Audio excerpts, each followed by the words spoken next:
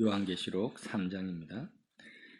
사대교회 사자에게 편지하라. 하나님의 7영과 7별을 가지신 이가 이르시되 내가 내 행위를 아노니 너가 살았다 하는 이름은 가졌으나 죽은 자로다. 너는 일깨워 그 남은 바 죽게 된 것을 굳게 하라. 내 하나님 앞에 내 행위의 온전한 것을 찾지 못하였노니 그러므로 내가 어떻게 받았으며 어떻게 들었는지 생각하고 지켜 회개하라. 만일 일깨지 아니하면 내가 도둑같이 이르리니 어느 때에 내게 이르는지 너가 알지 못하리라. 그러나 사대에 그 옷을 더럽히지 아니한 자 몇 명이 내게 있어 흰 옷을 입고 나와 함께 다니리니 그들은 합당한 자인 영구라. 이기는 자는 이와 같이 흰 옷을 입을 것이요 내가 그 이름을 생명책에서 결코 지우지 아니하고 그 이름을 내 아버지 앞과 그 천사들 앞에서 시인하리라. 귀 있는 자는 성령이 교회들에게 하시는 말씀을 들을지어다. 빌라델비아 교회 사자에게 편지하라. 거룩하고 진실하사 다윗의 열쇠를 가지신 이 곧 열면 닫을 사람이 없고 닫으면 열 사람이 없는 그가 이르시되 볼지어다 내가 내 앞에 열린 문을 두었으되 능히 닫을 사람이 없으리라. 내가 내 행위를 아노니 내가 작은 능력을 가지고서도 내 말을 지키며 내 이름을 배반하지 아니하였도다. 보라 사단의 회당 곧 자칭 유대인이라 하나 그렇지 아니하고 거짓말을 하는 자 중에서 몇을 내게 주어 그들로 와서 내 발 앞에 절하게 하고 내가 너를 사랑하는 줄을 알게 하리라. 내가 나의 인내의 말씀을 지켰은즉 내가 또한 너를 지켜서 시험의 때를 면하게 하리니 이는 장차 온 세상에 임하여 땅에 거하는 자들을 시험할 때라. 내가 속히 오리니 내가 가진 것을 굳게 잡아 아무도 내 면류관을 빼앗지 못하게 하라. 이기는 자는 내 하나님 성전에 기둥이 되게 하리니 그가 결코 다시 나가지 아니하리라. 내가 하나님의 이름과 하나님의 성 곧 하늘에서 내 하나님께로부터 내려오는 새 예루살렘의 이름과 나의 새 이름을 그 이 위에 기록하리라. 귀 있는 자는 성령이 교회들에게 하시는 말씀을 들을지어다. 아멘. 오늘은 사대 교회와 빌라델비아 교회에 주시는 말씀인데요. 이 두 교회가 아주 비교가 되면서 우리에게 자아의 죽음이 과연 무엇인지, 십자가에서 죽는 것이 과연 무엇인지에 대한 명확한 관점을 십자가의 죽음, 자아의 죽음의 그 결과가 어떤 형태로 나타나는지를 우리에게 가르쳐 주고 있는 것을 보게 됩니다. 사도행전이 뭐라고 하시냐면 내가 내 행위를 아노니 너가 살았다 하는 이름은 가졌으나 죽은 자라고 하는 거죠. 살았다는 이름을 가졌다라는 것은 그리스도인으로 불리우고 또 거듭났다라고 할 수도 있습니다. 성령 세례를 받았다라고도 말할 수 있다라는 거죠. 그런 체험들이 있었다라는 거죠. 거듭난 체험, 성령 세례의 체험도 있었습니다. 그러나 현재의 삶을 들여다보면 그런 살았다 하는 이름은 가졌지만 실제로 하나님 보시기에 그가 살아있는 삶이 아니라는 거예요. 실제로는 좀비와 같이 시체와 같이 죽어있는 삶을 살고 있다라는 거죠. 행위가 그렇다라는 것입니다. 내가 내 행위를 아노니. 행위라는 것은 언행심사를 말하죠. 그래서 너는 일깨워 그 남은 바 죽게 된 것을 굳게 하라. 내 하나님 앞에 내 행위의 온전한 것을 찾지 못하였다고 합니다. 근데 빌라델비아 교회는 어떻게 말씀하십니까? 내가 너의 행위를 아노니, 또 행위를 말씀하십니다. 너가 작은 능력을 가지고도 내 말을 지키며 내 이름을 배반하지 아니했다고 합니다. 그래서 빌라델비아 교회의 그 행위는 정말 하나님 보시기에 살아있는 자의 행위고 생명이 있는 그런 언행심사가 나타났다라는 것입니다. 그래서 이 사대교회와 빌라델비아 교회가 어떻게 이렇게 어떤 사대교회는 왜 하나님 보시기에 죽은 행위가 나타나고 빌라델비아 교회는 살아있는 행위가 나타났을까? 이 차이가 무엇인지를 한번 생각해 보자는 거죠. 우리가 가장 오해하고 있는 것이 뭐냐면 십자가에서 자아가 죽어버리는데 이 자아의 죽음이 우리에게 주신 사람마다 하나님이 뭘 주셨습니까? 의지를 주셨어요. 무엇을 하고자 하는 의지, 또 생각, 이성적 사고를 주셨습니다. 내가 논리적으로, 합리적으로 판단하고 이성적으로 생각하는, 사고하는 능력을 주셨어요. 그래서 빌라델비아 교회도 적은 능력을 주셨다고 하죠. 이게 물질이든 어떤 재능이든 다 포함합니다. 그리고 의지나 사고나 또 성품을 주셨죠. 사람마다 인격이 있고 성품이 있지 않습니까? 육체적인 힘도 주셨습니다. 근데 이렇게 의지와 사고와 육체적인 힘과 성품, 이런 것들을 사용하지 아니하고 수동적으로 가만히 있는 상태를 자아의 죽음이라고 착각한다라는 겁니다. 내가 내 의지나 생각이나 이성적 사고를 사용하지 않고 그냥 수동적으로 가만히 있는 상태, 아무것도 하지 않는 상태를 자아의 죽음이라고 적용하는 것은 굉장히 잘못된 적용이고 무지입니다. 왜냐하면 이성적 사고나 논리적 판단은 인간만이 하고 있는 건데, 이성적 사고나 논리적 판단을, 합리적인 판단을 하나님께서 인간에게 주신 능력, 유일무이한 능력으로 인간에게 하나님이 창조하셨고 주셨다라는 거예요. 또 인간이 무엇을 해야 되겠다라는 의지력 있지 않습니까? 그것도 하나님이 인간에게 부여하신 능력입니다. 하나님이 주신 거예요. 우리의 육체적인 힘도 마찬가지고. 그래서 이런 것들을 하나님이 왜 창조하셨고 인간에게 부여해 주셨겠습니까? 그걸 아무것도 사용하지 말고 의지도 없고 생각도 없고 사고할 능력도 없이 그냥 로봇처럼 수동적인 인간으로 살아라고 주신 것이 아니라는 거예요. 그럼 주실 필요가 없는 거죠, 애초에. 창조하실 필요가 없는 것입니다. 그러니까 하나님은, 창조주 하나님, 우리 아버지는 인간을 사랑하시는데 인간에게 주신 이 능력이 올바른 방향으로, 정말 하나님이 기뻐하시는 방향으로 최대치로 사용되어지기를 원하신다라는 거예요. 그래서 성경의 최고의 계명이 뭐냐면 마음을 다하고 목숨을 다하고 성품을 다하고 뜻을 다하고 힘을 다하여서 하나님을 사랑하라고 합니다. 그러니까 하나님을 사랑하는데, 쉽게 풀이를 하자면 세상을 사랑하고 나의 자아 성취를 위해서, 또 육신의 정욕을 위해서 자기 마음과 힘과 성품과 의지와 생각을 써라는 것이 아니고요. 하나님을 사랑하는데 하나님이 주신 마음, 생각, 사고, 의지, 이런 것들을 적극적으로 100% 다라는 것은 온전히 100%다 하나님을 사랑하는데 다 투입하고 써라는 거죠. 의지를 작동시키지 말라는 게 아닙니다. 마음을 작동시키지 말고 스톱시키고 수동적인 상태로 그냥 가만히 수동적인 상태로 그냥 있는 것 자체가 십자가의 죽음이나 자아의 죽음을 의미하는 게 아니라는 거예요. 그래서 이 자아의 죽음에 대해서 십자가의 죽음을 잘못 적용하게 되면은 사람은 아무것도 의지나 생각이나 판단을 작동시키지 않은 상태에서 수동적으로 어떤 영적 존재, 우리가 생각하면 성령이라고 생각을 하죠. 성령을 받아들일 준비를 하고 아무것도 작동시키지 않은 상태에서 가만히 있습니다. 자, 이런 상태에서는요, 성령은 임하지 않습니다. 만약에 임한다면 그건 성령이 아니라 악한 영이 될 가능성이 굉장히 많습니다. 왜냐하면 하나님이 원래 인간을 창조하실 때 어떻게 창조하셨냐면 하나님과 동행하는, 인격적으로 살아계신 하나님과 친구처럼, 애인처럼 인격적으로 동행하는 존재로 지으신 거지, 로봇처럼 수동적으로 하나님이 시키는 것만 이제 그러니까 자신의 의지와 생각이 없이 그렇게 창조한 존재가 아니기 때문에, 마귀는요, 악한 영들은 인간이 로봇가 되길 원합니다. 악한 영들은 인간이 자기 스스로 판단하거나 생각하거나 의지를 가지지 않고 무조건 악한 영이 조종하는 대로 조종을 하기로 원한다는 거죠, 사람을.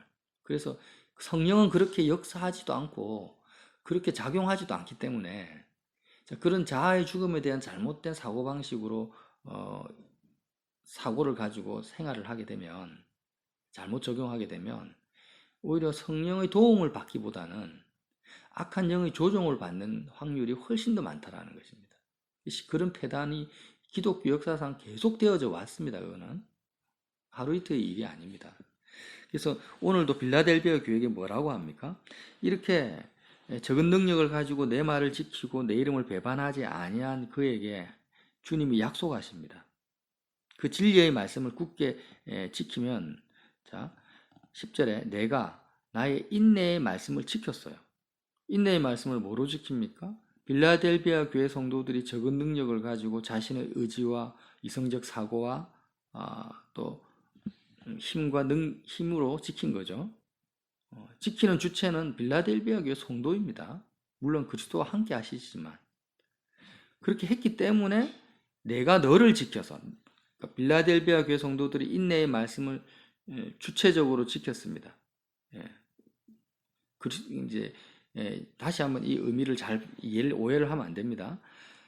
그렇게 했기 때문에 내가 너를 지켜서 시험의 뜰을 면하게 하리다. 그러니까 하나님 주님은 우리가 마귀에게 시험 당하고 쓸데없는 고난을 받는 그런 환난의 때를 당하게 하지 않길 원하십니다. 우리를 지키시길 원하세요. 우리를 보호해 주시길 원하십니다. 그런데 잘못된 지식과 깨달음으로는 인내의 말씀을 지킬 수가 없다라는 겁니다. 시험의 때를 그냥 아무것도 하지 않고 내가 그냥 가만히 수동적 상태로 내 의지와 생각과 힘을 작동시키지 않으면 시험의 때를 면해 주겠다고 하지 않으시고, 네가 인내의 말씀을 진리를 굳게 붙잡고 지켰을 때 내가 시험의 때를 면하게 해줄 수 있다는 거예요. 이게 영적인 원칙이라는 것입니다. 이게 어떤 그런 조건적 은혜를 베풀겠다라는 그런 내용이 아닙니다, 이거는. 그래서 장차 온 세상에 임하여 땅에 가는 자를 시험합니다. 마귀가 그렇게 시험하고 공격한다라는 거예요. 그래서 내가 속히 오리니 너가 가진 것, 이 진리를 깨닫고 붙들고 적은 능력을 사용하는 이 삶을 굳게 잡아 아무도 내 면류관을 빼앗지 못하게 하라는 것입니다. 그래서 이기는 자는 이렇게 빌라델비아 교회 성도와 같이 적은 능력으로 하나님의 말씀을 지키고 주의 이름을 배반하지 아니하는 이 성도는 내 하나님 성전의 기둥이 되게 하겠다. 결국 하나님의 나라에 큰 역할을 할 수 있는 주춧돌 또 기둥의 역할을 이런 사람을 통해서 하겠다라는 거예요. 잘못된 자아의 죽음을 적용하는 사람이 아니라는 거예요. 그래서 그가 결코 다시 나가지 아니하리라. 내가 하나님의 이름과 하나님의 성, 새 예루살렘의 이름과 내 아이의 새 이름을 바로 빌라델비아 교회 성도와 같은 그 성도 위에 기록하겠다고 합니다. 자, 사대교회 성도, 다시 한번 사대교회 성도로 돌아가 볼게요. 이 성도는 어떤 성도냐면 흰옷을 입는데요. 흰옷을 입어야 되는데 흰옷을 더럽힌 성도예요. 흰옷이라는 개념은 어떻게 이해를 해야 되냐면 바로 그리스도와 연합된, 예수님과 연합된 사람의 의지, 생각, 사고, 판단, 또 그리스도와 완전히 연합되어 있는 육체적 힘, 능동성을 말하는 것입니다. 그러니까 흰옷이 아니라 흰옷이 더럽혀졌다, 더러운 옷이라는 것은 뭐냐면 세상의 가치관, 마귀의 그런 가치관, 마귀의 어떤 조종되는 잘못된 비진리, 거짓, 이런 것에 더럽혀져 있는 의지, 생각, 사고, 판단, 이런 것들이 흰옷이 아니고 더러운 옷이라는 거예요. 하나님 보시기에. 사대교회에서 이 옷을 더럽히지 말고 이기는 자는 이와 같이 흰옷을 입을 것이라는 이 의미는 뭐냐면 인간에게, 하나님이 인간에게 부여해 주신 그런 능력들, 의지나 생각이나 사고가 세상의 가치관이나 세속에 물들지 아니하고 정말 하나님의 진리의 말씀과 말씀에 연합되어져서, 그리스도와 연합되어져서 그렇게 움직이고 행동할 수 있는 그런 옷을 말하는 것이죠. 자, 다시 한번 정리를 할게요. 오늘 다루는 이 주제는 굉장히 중요하고 십자가의 죽음이 무엇인지를 우리에게 선명하게 보여주는 사대 교회와 빌라델비아 교회를 이렇게 비교해서 보여주시는 말씀이라고 저는 생각합니다. 성령은요, 성령의 그 속성 자체가 사람을 인위적으로 주장하거나 주관하거나 성령 하나님 자신이 부각되어서 영광을 받으시고자 하는 영이 아닙니다. 예수님도 마찬가지죠. 결국 성자와 성령이 추구하고 원하시는 이 삼위의 하나님 중에 성자와 성령이 원하시는 것은 뭐냐면 하늘 보좌에 계신 하나님 아버지께 영광을 돌리는 것이고, 자녀된 우리의 그 마음과 생각이 하나님 아버지를 향하고 하나님 아버지의 품에 안기는 것입니다. 하나님 아버지만을 높이는 거예요. 하나님 아버지의 말씀에 순종하는 거지. 성령의 궁극적으로 이제 과정에서는 우리가 예수님을 그리스도로 붙들고 성령의 어떤 그 도우심을 내가 받아야 되지만, 하나님 성령과 주님의 그 마음의 중심을 우리가 살펴보면 결국에는 하나님 아버지가 최종적인 목적지를 향해서 우리가 달려가게 만드는 거예요. 그런데 우리는 어떻게 생각을 하냐면 성령을 마치 최종적인 목적지처럼, 종착역처럼 성령을 구하고 성령 받으면 다 끝나는 것으로 생각을 하는 거예요.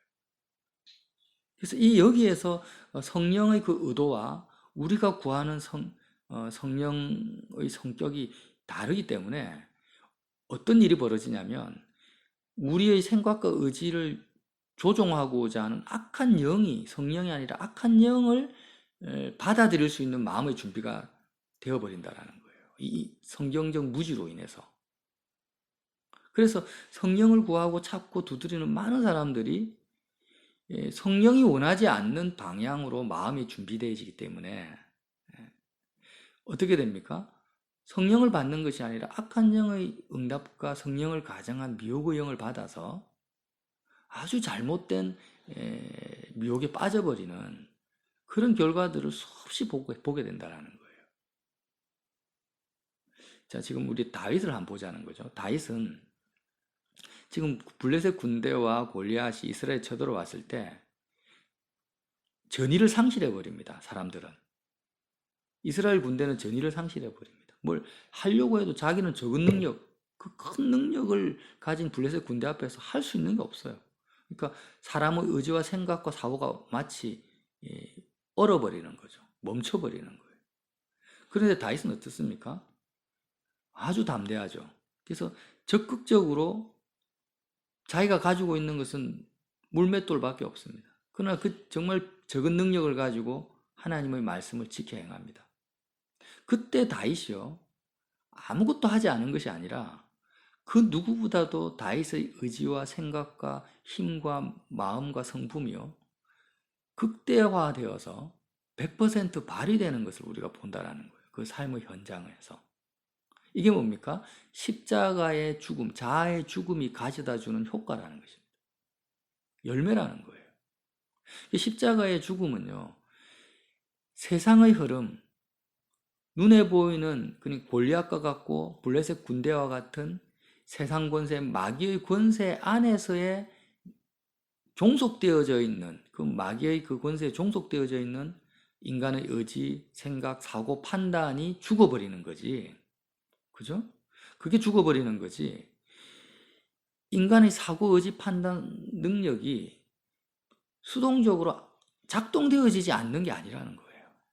여기서 이제 큰 오해가 벌어지는 겁니다. 그래서 세상에 대해서 내가 죽었다라는 그 의미 자체는 우리가 어떤 영역 안에서, 예수 그리스도 안이나 하나님 안에서 내 생각이 펼쳐지는 것이 아니라, 상상력이나 이런 것들이 펼쳐지지 않고 세상 염려나 근심 걱정, 마치 골리앗과 블레셋 군대에 압도된 상태에서 완전히 아무것도 할 수 없는 그런 두려움에 벌벌 떠는 이스라엘의 군대와 같은 상태에서의 옛사람의 자아가 죽는 걸 말하는 거예요. 그 옛사람이 죽는 거죠. 내가 그 세상에 대해서 죽었다라는 거예요. 육신이 죽는 것조차도 두려워하지 않는다라는 것입니다. 하나님에 대해서 살기 위해서. 십자가의 죽음이 그것을 가져오는 겁니다.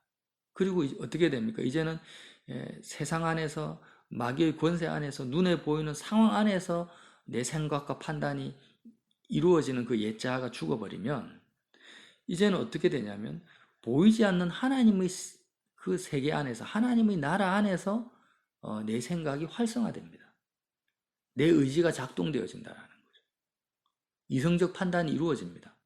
뭐요? 하나님을 경외하는 그 믿음 안에서 이루어진다는 거죠. 그래서 예수님이 내가 사는 것이 아니라 예수님이 내 안에서 사신다라는데, 마귀가 내 안에서 살면은요, 하나님이 부여해 주신 그 사람의 고유의 특성은 전혀 나타나지 않습니다. 완전 마귀의 조종 가운데서 완전 조종 속에 사는 거예요. 그게 마귀가 내 안에 사는 것이고, 예수님이 내 안에서 사시는 것은 하나님이 원래 창세 전부터 그를 향해서 계획하신 하나님 그 사람만이 가지는 고유한 인격적 특성이 있잖아요. 개성이라고 합니다. 그리고 그가 발휘하는 강력한 의지가 있어요. 아름다운 의지가 있습니다. 또 이성적 사고와 합리적 판단이 있습니다. 그것이 원래 하나님이 계획해 놓으신 그 사람만의 유일무이한 개성과 인격이 가장 아름답게 활발하게 드러나는 것이 뭐냐? 예수님이 내 안에서 사실 때 그 창조의 원형이 드러난다라는 거예요. 마귀가 내 안에서 사는 것과 예수님이 사는 것이 그 차이점을 우리가 이해를 해야 된다는 겁니다. 그래서 마치 낙원에서 주님과 함께 에덴 동산에서 하나님과 아담이 서로 인격적으로 교제하면서 사랑하면서 함께 동행하고 거니는 것과 같은 삶이 나타나는 거지. 아담의 의지도 없고 생각도 없고 사고도 없이 그냥 일방적으로 하나님의 생각이 주입되어져서 그냥 로봇처럼 살아가는 삶이 이루어지는 게 아니라는 것입니다. 그래서 바울도 그렇게 갈라디아서 2장 20절에 뭐라고 합니까? 이제는 내가 사는 것이 아니고 나를 사랑하사 자기 몸을 버리신 하나님의 아들을 믿는 믿음으로 산다는 거예요. 믿음으로 산다. 자기의 자아가 사라지는 것이 아니고요. 자기의 자아가 사는 거예요. 어떻게 삽니까? 믿음으로, 믿음 안에서 사는 것입니다. 이해가 되시죠? 그래서 빌라델비아 교회 성도들이 하나님이 주신 적은 능력, 물질이 적었는지 이 사고 능력, IQ가 적었는지는 모르겠어요. 어쨌든 일반적인 사람들에 비해서 적은 능력을 주셨는데 그 적은 달란트를 가지고 어떻게 했습니까? 최선을 다해서 살았다라는 거예요. 그런데 세상 권세 안에서, 마귀 권세 안에서 옛 자아 안에서 산 것이 아니라 진리 안에서 살았고 그리스도 예수 안에서 살았고 예수님이 그를 통해서 사실 수 있도록 적극적으로 자신의 마음과 성품과 힘을 주님께 내어드리는 삶을 살았다라는 것입니다. 인격적 관계에서 살았다라는 거예요.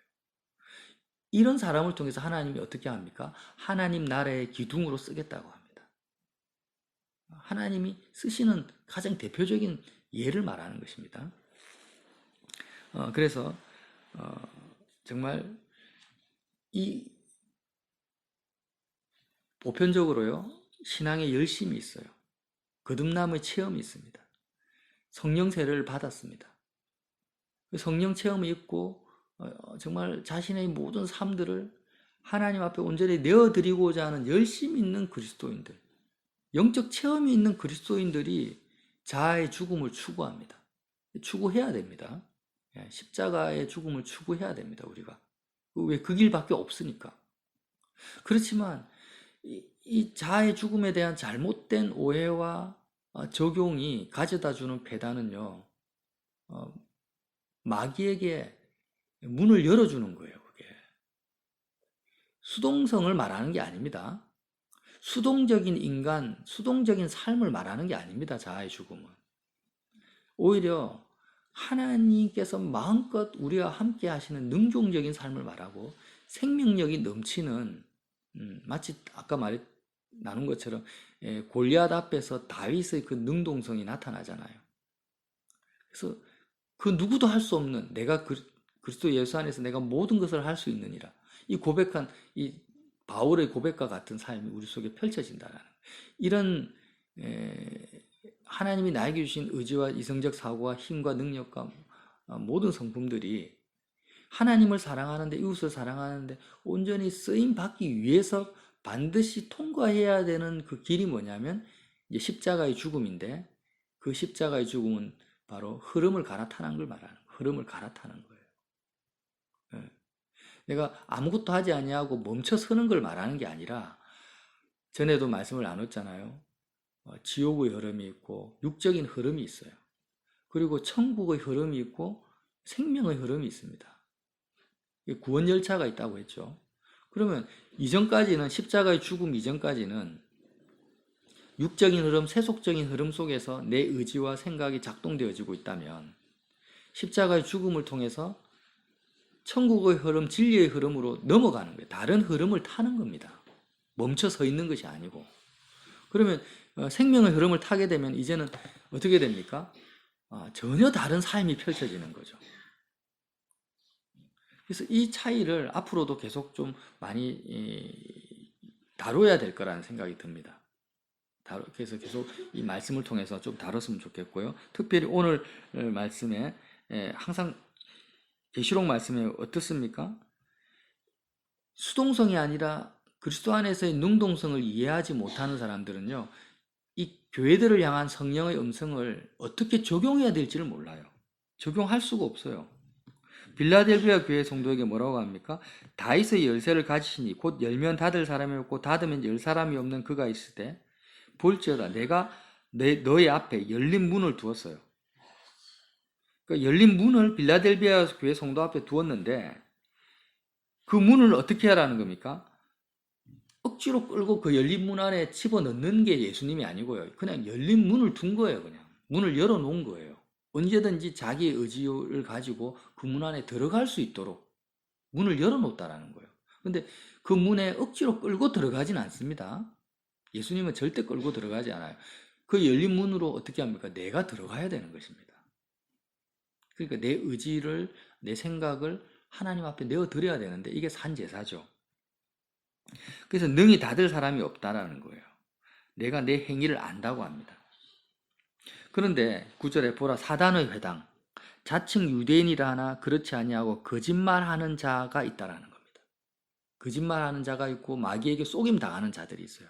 그런 사람들은 어떤 사람이냐? 잘못된 자아의 죽음을 적용하고 잘못된 성령이라고 생각하는 사실은 악령의 조종을 당합니다. 그런 사람들이 자기는 올바른 신앙생활을 하고 있다고 주장하는 자들이라는 거예요. 실제로는 아무것도 하지 않으면서.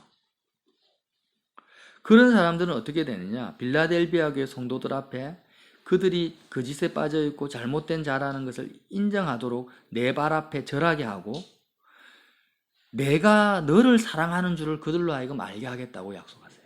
놀라운 약속이거든요. 지금 얼마나 많은 사람들이 성령이 아니라 묘의 영의 주장을 받으면서 자신은 마치 성령 충만하고 거룩한 선지자고 하나님이 기뻐하시는 삶을 산다고 복음을 깨달았다고 주장하는 사람들이 있습니까? 그들이 실제로는 사단의 회당, 자칭 유대인이다. 자칭 유대인이라는 건 나는 잘 믿는 사람이다. 하나님의 자녀다. 선민이다라고 주장하는 거예요. 실제로는 잘못된 길을 가고 있는데 그런데 하나님이 어떻게 하시겠다고 합니까?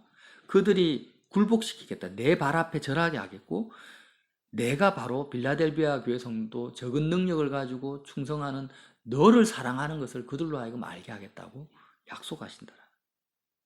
그래서 이런 인내의 말씀을 내가 지켜 쓴 즉 시험의 뜰을 면하게 하겠다. 그럼 수동적 상태에서 저 자의 죽음을 잘못 적용하는 사람들은 뭘 지킨다, 행한다라는 그 개념 자체가 적용이 안 되는 거예요. 그렇죠?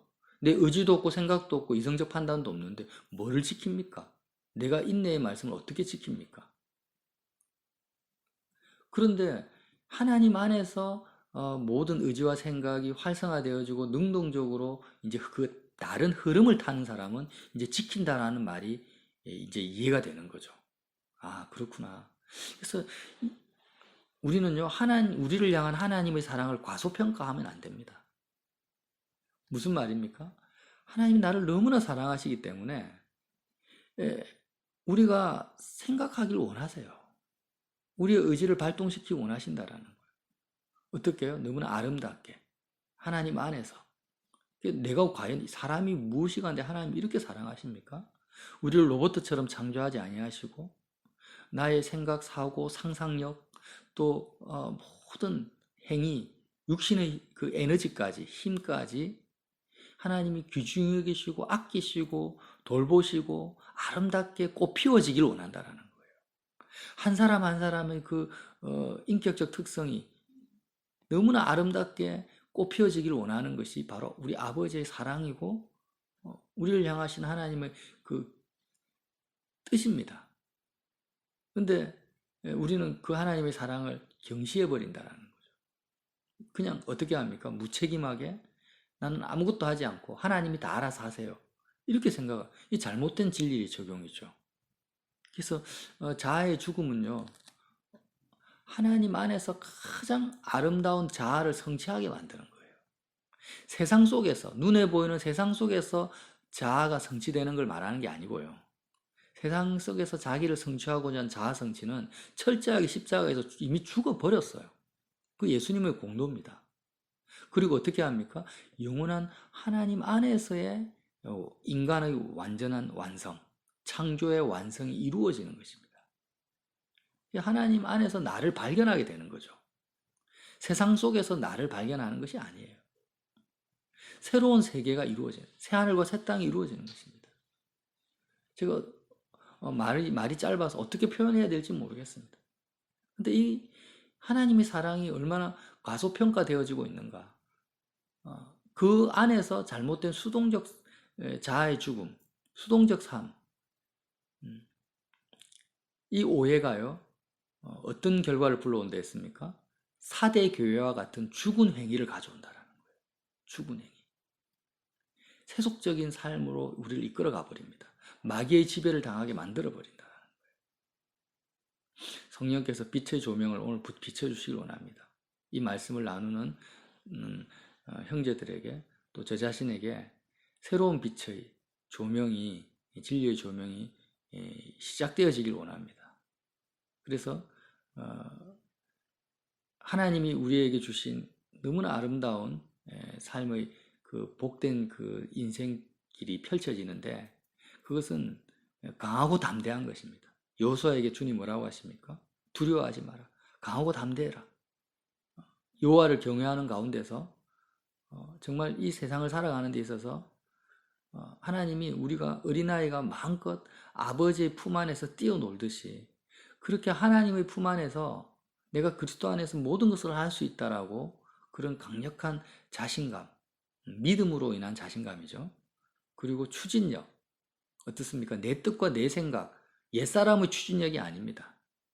하나님 아버지의 뜻이 확정되어지고 결정되어졌을 때 내가 그것을 강하게 담대하게 밀어붙일 수 있는 그 담대함, 다윗과 같은 그 용기, 그 에너지, 하나님으로부터는, 하늘로부터는 지혜와 능력을 힘입어서 사는 그 담대함과 능력과 자신감과 능동성을 하나님이 기뻐하신다는 거예요.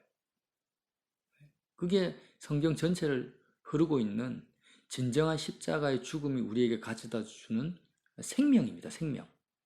이제는 나의 생명이 아니라 예수님의 생명으로 사는 겁니다.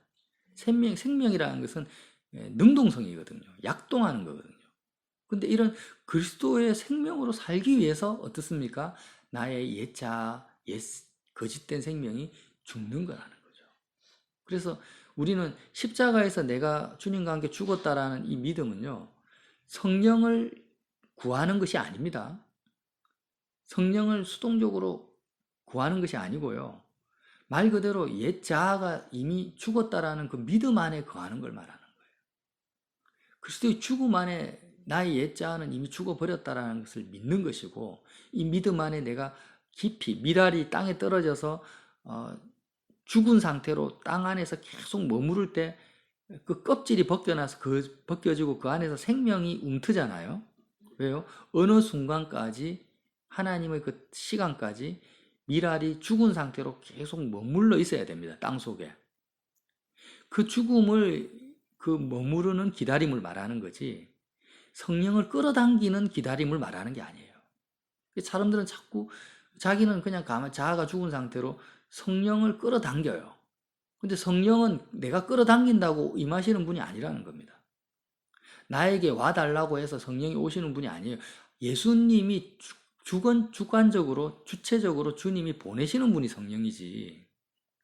주님의 결정과 의지에 의해서 움직이시는 분이 성령이지. 나의 요구와 나의 주장에 의해서 왔다 갔다 하시는 분이 성령이 아니라는 거예요. 그래서 우리가 알 수 있는 건 뭐냐면 그리스도의 죽음 안에 내가 이미 죽었음을 믿고 머무르는 것입니다. 그리고 이제는 어떻게 합니까? 주님의 그 주권과 주님의 때에 주님 안에서 내가 주 그리스도의 생명이 내 안에서 작동할 수 있도록 나 자신을 하나님 앞에 내어드리는 걸 말하는 거죠. 이 차이를 마귀가 교묘히 이용해가지고 아주 수동적인 삶으로 이끌어가서 마귀를 받아들일 수 있는 준비를 시켜버리는 거예요. 인격적 의지를 빼앗아 가버린다는 거예요. 그래서 이 내용을 좀 더 구체적으로 자세하게 나눌 수 있는 기회를 주님이 주실 거라고 믿고요. 오늘 이 정도 빌라델비아 교회가 가장 어떻게 보면은 7교회 가운데 하나님의 칭찬을 받는 교회가 빌라델비아 교회입니다. 이 빌라델비아 교회를 향해서 어떻게 주님이 말씀하셨는지 그 안에는 하나님의 정말 놀라운 사랑이 있습니다. 나를 향한 주님의 사랑을 내가 온전히 믿고 받아들일 때 우리는 정말 자유할 수 있고 그 사랑 안에서 우리 눈에는 뭐밖에 안 보입니까? 하나님밖에 안 보입니다. 하나님 은혜밖에 안 보여요. 모든 세계가 하나님의 사랑 안에 뒤덮여 있구나라는 걸 보게 되면서 어떻게 됩니까? 우리는 정말 이전에 살 수 없었던 그 에너지를 받게 되는 거예요. 하나님의 능력 안에 사는 겁니다. 그래서 그러한 빌라델비아 교회의 성도와 같은 삶이 펼쳐질 수 있는 그 진리의 말씀이 우리의 삶에 계속 조명되어지기를 예수님 이름으로 빌어드립니다.